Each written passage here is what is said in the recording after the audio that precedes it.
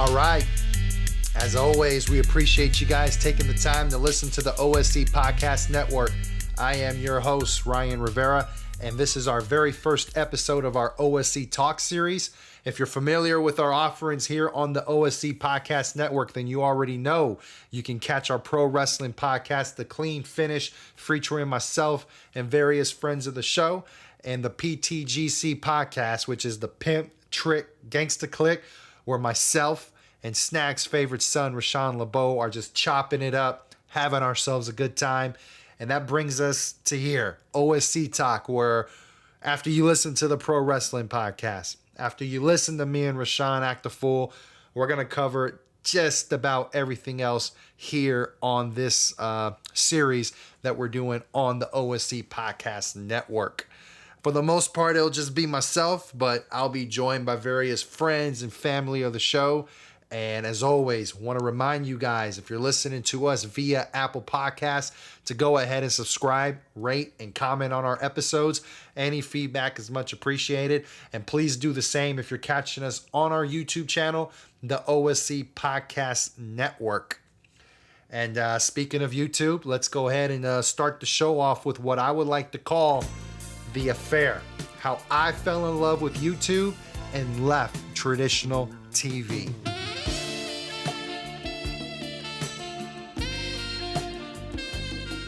I am one of those that have officially cut the cord. I've gone completely wireless. I'm gonna go ahead and fade this music out right here. So, there's a lot of technological innovations that have changed our everyday lives over the years, but there's a few that I would consider to be absolute game changers. And one of those that come to mind really quickly is the evolution of the cell phone, mainly the iPhone. It wasn't really that long ago that we were still using flip phones with limited tech compared to the devices that we have today.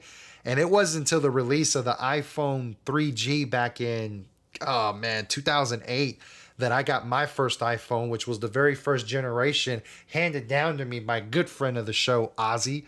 And I was immediately blown away. The moment I held it in my hands, I knew shit had changed forever.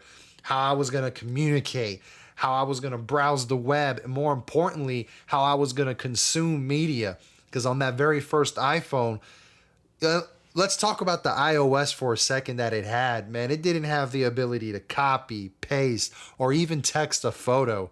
For everyone out there that used to have that old iOS, remember how we used to have to go about texting a photo. Absolutely hilarious to think how we used to have to go about doing that shit. Something that we take for granted. We just text a photo real easy, and it was such a hassle back then. But I digress. There was a built-in app for YouTube. And at that point, YouTube had been around for a little bit, for a few years, but they were still a relatively new thing. And I knew of them. I checked out a few videos on the website, but it wasn't until I was introduced to the app that I really started to fuck with it on a regular basis. And it was all due to the fact that the app was so simple to use. I remember how busy that web page was and still is today, to be honest, but I've learned how to navigate it through time.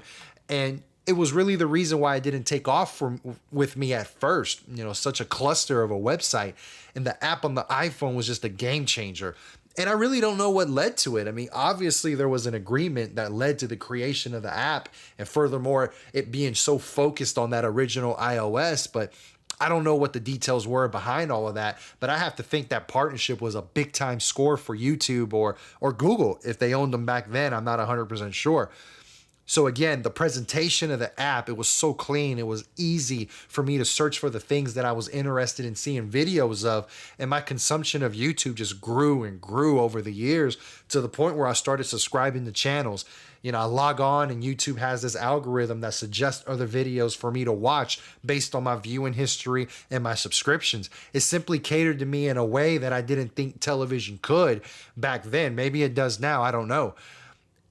But I'm not the only person that lives in my house, so there's still a DirecTV bill that comes to the house every single month. And of course, I watch it from time to time. It's on in the background while I'm doing some chores around the house or whatnot. And there's a small handful of shows that I watch with my wife. How to Get Away with Murder. Lately here, Queen of the South. But in reality, man, I just want to spend time with my wife. So it's really not about the shows per se. I mean, I can tolerate them, but I can live without them. I just want to spend time with my wife. And when I'm on the road, I have an apartment on the road, and the TV in the bedroom and the TV in the living room doesn't get turned on at all while I'm at work. And I've been in that apartment for almost a year now, and I've yet to turn on the television in my bedroom. And I got a coworker who stays in the unit across from me, and he can't wrap his head around that shit because he's constantly glued to the TV. But, to be fair, my time, the time that I was spending in front of the TV was already dwindling down due to a number of things, other interests I was pursuing. I have 2 boys, and for anyone out there that's a parent, kids just cut into your free time. And I already mentioned I travel a lot for work. So all of those things, limited free time, the constant travel, et cetera, created a void that YouTube was able to just perfectly fill. I no longer needed to take 30 or 60 minutes of my day to watch a show when I can recap an episode in a 5 to 10 minute video, and I'm up to date on what's happening. But I can't name off all the shows that I have yet to watch. I'm interested in these shows. I just don't have the time to watch them. But, through the YouTube channels that I subscribe to, I feel like I'm caught up enough. I know enough about these shows where if I don't have a chance to watch them, I'm good. For example, Stranger Things. I know it's a great show. All my friends think it's a great show.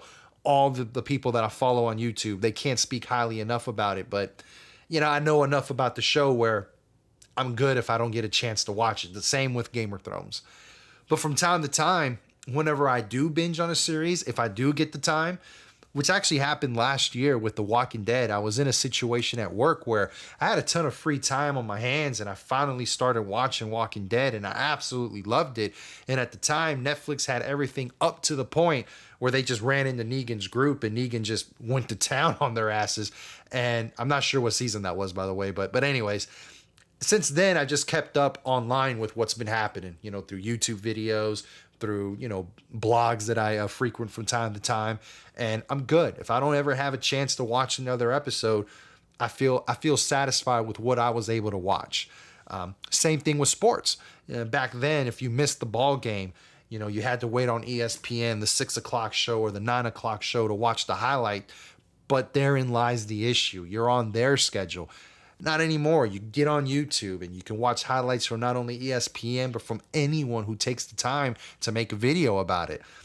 Today I consume all of my interests on YouTube, whether it's music, movies, sports, hobbies, passions. I just can't speak enough on how great I think YouTube is. And the best part about it is anybody can make a video, upload it for the world to see. You create a channel, you make a video on whatever it is that you want to make a video about, and you publish it. It's so simple. And there's a lot of people who've been able to capitalize on that ability to get content out there, and they've been able to make different kind of moves. And these are people that may not have had these opportunities prior to YouTube and social media as well. Now, with all things, it's not always all gravy. There are some negative aspects of YouTube. I'm not really going to get into all of them, but the one that I'm most peeved about are the politics and shit that affect the content providers. Because at the end of the day, YouTube is not only an entertainment platform, but it's a business. And as we all know, business can get ugly. But all in all, you take the good, you take it with the bad, you look at everything as a whole, and YouTube is a beautiful thing. I'd be remiss to not mention the new iPhone after going on that whole tangent on YouTube, and mention a couple of thoughts on the iPhone X and the iPhone 8 that was recently revealed the other day. Overall, I think it's cool. I'm obviously an iPhone user, been using it for a very long time, so nothing is going to change that anytime soon, in my opinion. But, I've gotten to the point now where, outside of YouTube, Instagram, my messages, my emails, a little bit of web browsing, I really don't do a whole lot with the phone to necessarily necessitate myself having to get out there and buy the latest and greatest. Even though I think it's cool, especially the iPhone X, Although I am a little disappointed that quite frankly, it kind of looks like the Samsung Galaxy now. I always liked that the iPhone had its own look. It kind of had its own identity. It's not going to kill me not to have the home button on there anymore. I mean, I'm sure they figure out a different way to navigate through the phone that's going to feel just as seamless as the home button has felt all this time. But yeah, I think it's cool, but I don't see myself rushing to the store to get it any sooner than it is for me to upgrade at no additional cost. So I'm good till then. Okay, let's talk about it. Hiya, Georgie. Based on the Stephen King novel back in 1986 of the same name. This is the second time that the novel has been adapted. The first time was in 1990, which was a 2-part television miniseries that featured Tim Curry as Pennywise the Dancing Clown. This 2017 take features Bill Skarsgård taking on that role as he terrorizes a group of kids known as the Losers Club in the small town of Derry, Maine. I love this movie. I watched it on opening day last week, a nice little Friday matinee before I headed to work later that evening. And as I sit here a week later speaking about this movie, it still resonates in me. And I find myself still thinking about it. And that's really the highest compliment you can give a movie, especially today where we consume so much content that it's almost forgotten shortly after you watch it, right? But I was surprised as to why I enjoyed this movie so much. But before I get into those reasons, let me talk about that 1990 television miniseries real quick. It was broken into 2 parts when it originally aired. And I remember watching bits and pieces of it when I was younger.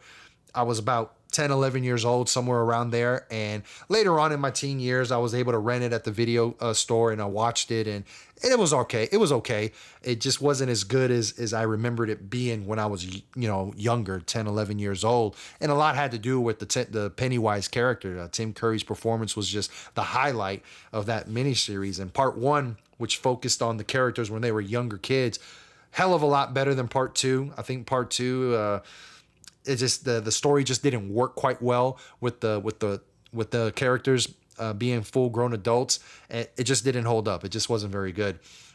But so let's get back to the 2017 movie. Going into it, I was extremely excited. I was extremely excited to see the 2017 version of Pennywise. I seen the promo materials. I dug the look. And days before the movie was released, a bunch of little promo videos started popping up on YouTube where we got to hear his voice. And I was all in. I had high hopes for the movie, and it didn't disappoint. Skarsgård turned in a very good performance. I liked the balance he was able to strike with the character. He was extremely creepy, but was also able to give off this mischievous vibe, and a lot of that had to do with his eyes and how he talked. He was less animated than Tim Curry's portrayal, and I thought it matched the look very well. He had like an old sort of, how can I put it, European Gothic look to him, as opposed to Curry back in 1990 where he just looked like a normal clown with the bright colors and baggy clothing and shit. And, I've seen a lot of people comparing the Curry and Skarsgård situation to Jack Nicholson and Heath Ledger and their portrayals of the Joker. It's pretty much agreed upon across the board that Ledger's Joker is the better of the two. And you can also throw in Jared Leto in there as well. So you got 3 actors portraying one character. But Ledger is, universally agreed upon as the best out of all of them. And it's kind of diminished somewhat Nicholson's performance, which was, it's good in its own right. You'll hear comments like, Nicholson's Joker was okay, too silly, it was over the top, he was more of a clown than a serious criminal. And that's what we all loved about Ledger's take on it. It was dark, it was serious, and it just went on to become one of the greatest performances ever. And I get why people will make that comparison, but I personally feel both Curry and Skarsgård, they did the character right. Each performance fits their respective movie like a glove. Curry's take was, like I said a bit ago, more animated, but at the same time, he was still real charismatic and creepy, and he commanded the screen every time he showed up. And Skarsgård was nearly the complete opposite, as in he didn't speak as much. He wasn't a mute by any means, but he did a lot. He conveyed a lot of emotions with his eyes, and it was just as effective, if not even more, than him talking. Bottom line, it was 2 different takes on the character, but both of them are equally good. They're both excellent. But like I said earlier, Pennywise was not the reason why this movie hit such a home run for me. it was the kids and their story that really made this movie work for me. I thought all the young actors did an amazing job. It's very rare to find actors of that age. I went back to research these actors, and they're all, young teens, 12, 13 years old. I think 15, 16 was about as old as they got. And they just had such great chemistry with one another. The writing was spot on, and it really reminded me, of myself, and how I used to act with my friends, how we talked and how we acted, when we were growing up. And it was just simply a joy to watch. And it's that emotional investment that I was making with these characters that, it really had me caring about their plight, the situations. There were situations where they were being bullied, sometimes as a group or individually. And again, since they've done such a great job of hooking me, those scenes really struck a chord with me. And I remember when I was in similar situations when I was younger. And then I think about my own kids and how I hope they never have to deal with situations like that. And it's that emotional investment that's made with the characters that make you care about their conflicts, whether it's between them, the school bullies, and ultimately with Pennywise. And you want to see these kids come out on top. You want to see them win. I think about, I'm a huge Jason Voorhees fan. I love his work. I get a kick out of watching him do the things that he do in his movies, but you just don't have that same attachment to those characters because you don't know anything about them. They're just random victims. They're faceless, characters. They're just there they're just there as a tool for Jason to rack up kills, for a lack of a better word. I'm sure there's a better way for me to put that. So while it's entertaining, it just doesn't carry the same weight as to when you're fully invested in the characters through excellent acting and writing and it had plenty of that. Excellent movie. Can't recommend it enough. You need to go check it out. With it being such a smash success, $120 million at the box office, which surprised me. I thought the movie was going to do well, especially when I went to go see it while I was in West Virginia. I was at work and I was able to catch this movie. I had some free time, and that it's not really a movie going town where I work at, but the theater was, I'd say, almost half full for I think it was an 11:30 show, and it was 11:30 or noon, I forget. But for a half full theater at that hour of the day, I thought it spoke a lot. And, you just simply imagine, well, if this is what it's like here in this small town, you imagine the larger cities. And when I left that theater, I just felt to myself, man, they got a hit on their hands. They're going to do very well. But $120 million opening weekend, man, I didn't think it would do that at all. It's going to be interesting to see how they do their second week. Typically movies experience a pretty big drop in their box office take the second week, which is, it's not hard to understand. I mean, again, it's 2017. Everything moves so fast. We're on to the next thing. But it's going to be interesting to see how well it does the second week, to see if word of mouth, drives audiences again for a second week. If it's going to get repeat viewings, I plan on watching it again here at home in Texas in a real nice theater with the kettle corn popcorn that I fucking love. And I think it's going to benefit, horror movies that are going to be coming out, especially Mother, which opens this weekend. As I record this, Mother comes out this weekend, and I think it's going to benefit from the buzz that it's been able to get. And I just hope they don't run that franchise to the ground. Once they do chapter 2, just leave it at that. Just leave it be. Don't get stupid and start making it part 3, It Lives, It the Return. I can see it now, and I just hope it doesn't go that route. This is Feet Don't Fail Me Now from the latest Queens of the Stone Age album, Villains. This is the 7th studio album. It was released a few weeks ago, and it's amazing. I've been a fan of this band for about 15 years, going all the way back to their 3rd album, Songs for the Deaf, which featured their biggest hit thus far, No One Knows. What I think makes this band so unique is the constant change in their lineup. Joshua Homme is the band's founding member and only permanent member. And, you've had people like Dave Grohl of Nirvana and Foo Fighters fame. He's been a part of the lineup from time to time. I think he's been around for 2 albums, not consecutive albums, but he's been in for 2 albums. And guitar player Troy Van Leeuwen is currently the group's most tenured member, besides Hami, obviously. This is his 4th album as a Queens of the Stone Age member. I was surprised to learn that the album featured production from Mark Ronson, and not necessarily because it's Ronson. He's a great musician. Everyone knows his stuff. It surprised me because during my first listen of this album, nothing really seemed out of the ordinary. This band has a very distinct sound, and it seemed like business as usual when I listened to it the first time around. It wasn't until I did some research on Wikipedia, did some reading, that I found that Ronson was involved in the project. And I was curious to know how this relationship worked in the studio, so I hopped on the good old YouTube machine, and the band basically said Ronson was more of another member of the band rather than a producer on the outside trying to shape the project. And I think that speaks very well to Ronson's ability to recognize the situation and don't fix what's not broken. As I said, this band has a very distinct sound. For me, it's dark, melodic.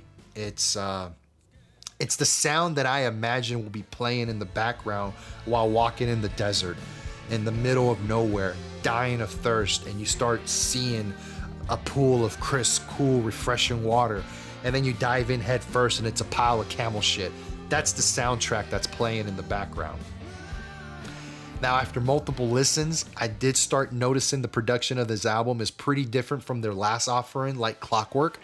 It's very stripped down. It's not as full, lush, polished. That's the word that I'm looking for. It's not as polished as like Clockwork. And it's definitely not as polished as Songs for the Deaf. It's stripped down. It's back to basics. It has a very abrasive sound. It has lots of high-end frequencies coming through the speakers. For those that may not understand that, imagine you're turning up the treble all the way while lowering the bass. I don't know if that was done on purpose to discourage listening to the album at high volumes and forcing the listener to listen at a lower volume, thus kind of making you pay closer attention to what's going on. I might be overthinking that a little bit, but the one thing that did catch my attention before even playing the album, looking at it on my phone, the runtime and the track count. You got 48 minutes over 9 tracks. Yeah, it's simple to do the math. I mean, that's an average of over 5 minutes per track. The longest being The Evil Has Landed, clocking in at 6.5 minutes, but it is so good. It's one of those patented long epic odysseys of theirs that features multiple tempo changes and different guitar riffs and just everything that I love from the band. But in my opinion, you don't notice the length on these songs very much because there's enough going on where nothing really reaches the point of dragging on longer than it should. Everything seems to be just right. 9 tracks did seem like a weird number though when I first saw it, and there was no deluxe edition. At least there wasn't available on Apple Music. And I actually learned that Hami does these things on purpose. I guess I forgot the last album only featured 10 tracks, and he just feels that the current landscape, how we go about our business nowadays, few high quality tracks just makes for a better listening experience. And I can't disagree. I cringe when I see a track listing that's over 15 tracks, and when they start getting into the 20s, I mean, that shit's just absurd. No one puts out 20 good quality tracks in one album. Over the course of a career, a greatest hits album, yeah, sure. But in one album done within a specific window of time, I mean, that's unlikely. So less filler, more killer. That's a formula all artists should be using today.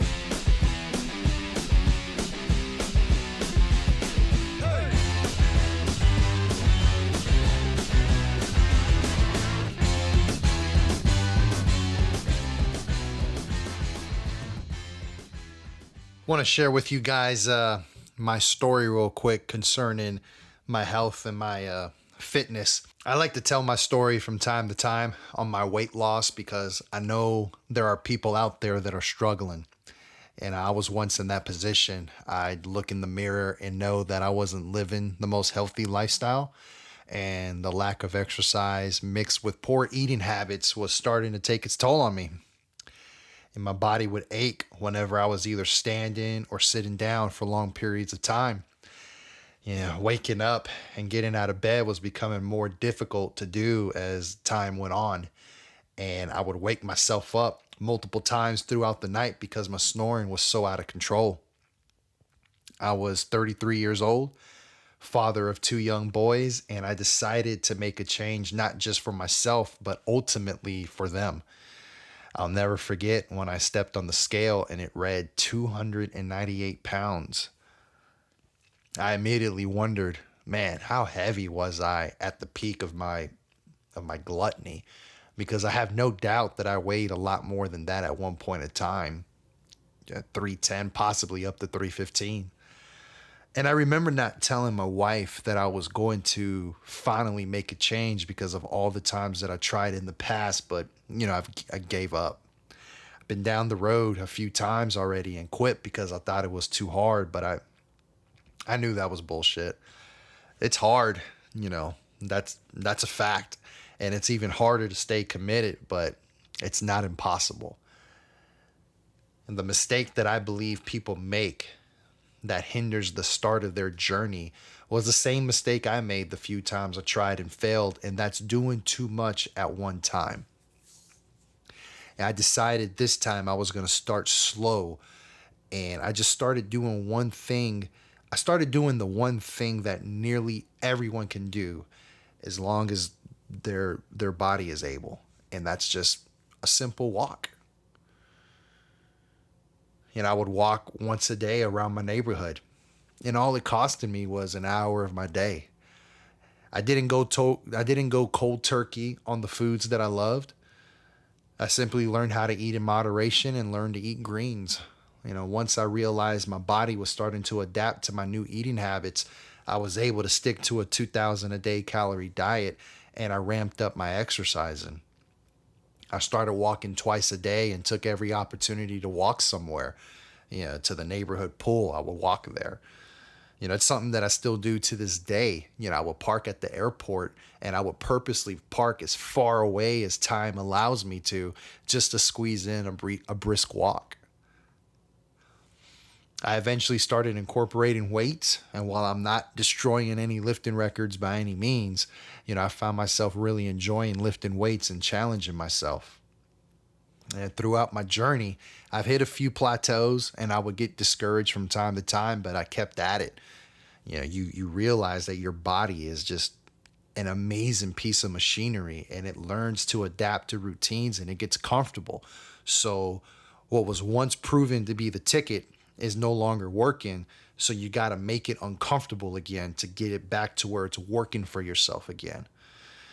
But there's nothing more addicting than seeing results. At one point over the last year or so, I was 198 pounds. That's a full 100 pounds from that one day that I weighed myself when I was fed up with what I was going through. At the time, I was working a job that just kept me active throughout the day, and I'm far from that today. As I sit here and record, I'm hovering the 225, 230 mark nowadays. And that just reminds me that this journey isn't a temporary thing. It's my lifestyle now. It's been my lifestyle now. If I want to keep from being as unhealthy as I once was, I have to put in the work, if not every day, as often as I possibly can. Certain things have fell by the wayside, hobbies that I've once had, playing video games, watching television. Something has to give when you're spending 60 to 90 minutes a day exercising, but I still find time to do that, spend time with my family, and do the few things that I absolutely love to do, like being on this microphone talking to you guys about it. What I'm trying to say is it can be done. Now, I didn't do this on my own. My wife's cousin, Fitness Kensho, has helped out a lot. He visited us a couple years back, and he gave me some great advice. He set me on the right path, showed me a few things, and I catch him a lot on Instagram and on YouTube. And even if he's not talking to me directly, his watching him work and speak. And he leads by example, and it's an encouragement to me, and it's an inspiration. And I just want to give him a shout out and let him know that his message is getting out there. I also want to thank my old personal trainer, I should say, Cassie, who's helped my wife and I more than she'll ever know. And I'm happy to say that she's more than just a trainer, but she's a good friend as well. Of course, I have to thank my family, my wife, my boys for their support and understanding that I need to take time out of our busy day to put in the work that will ultimately benefit all of us. And even though I'm far from my ideal look, my goal is still the same, and that's never to go back to what I once was. And for anyone out there that feels that urge deep down inside, because I know it's there, because I still feel it myself to this day. I'll look at the mirror from time to time, and even though I'm night and day as far as what I used to look like, I still feel that, man, I need to get on it. I can't. I'm starting to slip. I need to start ramping it up. I need to start cutting back on certain foods. It can be done. It can be done. For anyone out there that's wondering if they can do it, I'm a perfect example of it can be done. All right, now that I got that out of the way, let's end things on a lighter note and let's get into the pure power take. The pure power. 100% unadulterated pure power. It really surprises me when I talk to homies or to fellow male coworkers just how many of them don't get massages or pedicures. I'm not going to lie. I was once hung up over people touching me like that, but a lot of it had to do with me being self-conscious of my body and how I look, even after losing some weight. So after a while, my wife finally talked me into doing a pedicure first, and my feet never felt better in my life. I didn't realize that some of the aches and pains I was feeling on my feet were actually from not taking care of them, and now I go a few times a year just to get them worked on, and I feel great. The first one was really bad too. They had to bring out that extra big cheese grater to work on my shit, and I know that Asian lady was talking about me, but I got over it. I'm sure my feet aren't the worst thing she's ever seen. You got to think about it. They look at all the feet that walk through their doors every single day, and there's got to be times where they're pushed to their limit with some of the shit they see. So after I got over that hump, it was time for me to get my first massage. And, now I go once a month because there is no better feeling in the world. You don't realize just how much you put your body through on a daily basis. And I learned that massages are not just a luxury, not just a means to help you relax, but it's maintenance for your body. Once again, I had to get over the fact that while I may not think I'm the hottest thing for them to look at, I'm sure as hell not the worst that's come across their table. These people have to put their hands on anything that walks through their doors. Thick fur coat, hairy ass people, amputees, massaging on their nubs. They've seen it all.